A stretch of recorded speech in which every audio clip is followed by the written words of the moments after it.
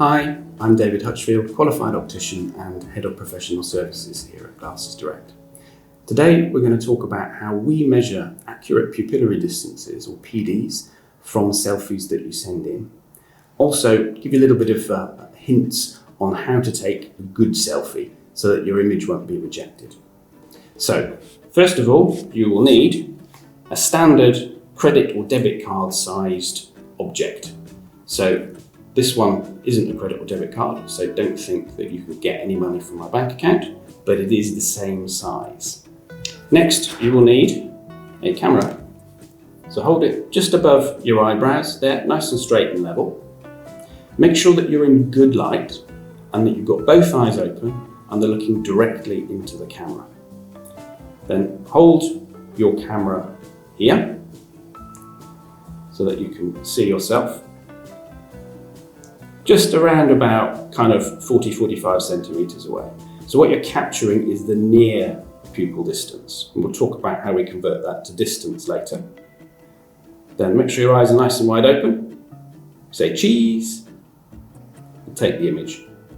Now check the image is okay first. So what you're looking for in this is to be able to see your eyes nice and clearly. So you need to be able to see the pupils. And you need to be able to see the full width of the card, so don't obscure the card in the picture. Now we'll do a close-up of this, but I've made that nice and big now, and you can see that my eyes are wide open, and you can see the full width of the card, and that I'm looking directly into the camera lens. Right, now we've seen how to take a good selfie. I'm going to show you some common mistakes that people make, what not to do, basically. First thing, card that is non-standard sized. We don't know how wide this card is, so if you put it here, we've got no reference point. Always use a debit or credit card sized card. It doesn't have to be a debit or credit card. We don't want to see your numbers, but just make sure it's the same size. Second, using a correctly sized card. Often we get people who obscure the outside edge of a card. Again, we can't measure what the width of that card is, so we don't know how wide to make it. Sometimes people decide to put the card over their eyes, so we can't see the pupils. Others hold the card in the perfect position, but look off to the side. Again, we can't take an accurate measurement if you're not looking directly at the camera. So now we've got the selfie.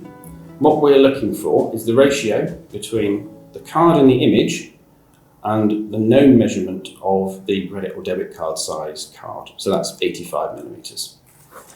So first thing to do, measure the width of the card in the picture, which comes to 72 millimeters. So we've got 85 millimeters we know is the standard size card, divided by 72 gives us our ratio of 1.180555556. So keep that in mind. Then we're measuring the distance from the centre of one pupil to the centre of the other. Now, very helpfully, there's a little light reflection off the centre of my pupils, which is a very good reference point to use, 52.5 millimeters. So what I need to do now is multiply my 1.1805556 by 52.5. And this will give me the near PD. Remember, I was looking down slightly.